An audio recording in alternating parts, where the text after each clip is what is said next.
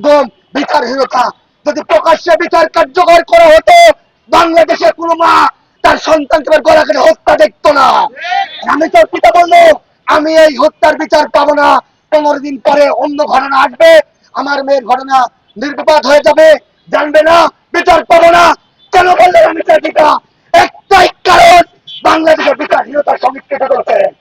আমরা বলতে চাই, যদি বিচারহীনতার সংস্কৃতি চলে, আমরা বলবো আমাদের সুপ্রিম কোর্টের প্রয়োজন নেই, হাইকোর্টের প্রয়োজন নেই, প্রয়োজন নেই আমাদের সংসদ ভবনের।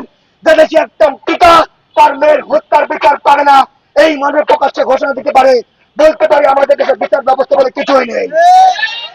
আজাদ আন্দোলনের পক্ষ থেকে বলতে চাই, আর কত লাশ দেখলে বাংলাদেশের আইনমন্ত্রী এবং স্বরাষ্ট্রমন্ত্রী হৃদয় বিগলিত হবে? কয়টা বিগলিত লাশ দেখলে তাদের হৃদয় রক্তক্ষরণ হবে? আমরা জানতে চাই মহোদয় আপনাদের প্রতি। আমরা দেখি আজকে বাংলাদেশের অবস্থা এই অবস্থায় এসেছে কেন? অন্যান্য রাষ্ট্রগুলো 55 বছর 56 বছরের স্বাধীনতা ইতিহাস, উন্নত রাষ্ট্র।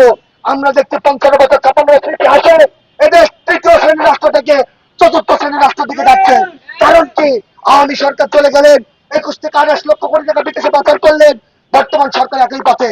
সুতরাং আমাদের মানুষের মুখের খাবার কেনে নিয়ে ফকিন্নি ভিখারি বানানো হচ্ছে এবং ঘরে মা বোনেরা নিরাপত্তায় থাকতে পারছে না। এটাই এদেশের রাজনৈতিক বিদ্যুৎকে গ্রহণ করতে হবে, এটা এদেশের প্রশাসনকে গ্রহণ করতে হবে, এটা এদেশের বিচার ব্যবস্থাকে গ্রহণ করতে হবে। পারবেন না, আসতেন কেন?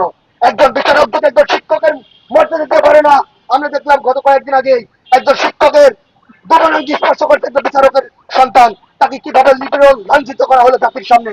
ধিক্কার জানাই। আপনাদের মতো বিচারক যদি বিচার হয়ে থাকে, রামিকার পিতা তো ঠিকই বলেছে, সে বিচার পাবে না, এই বিচার বাংলাদেশে হবে না।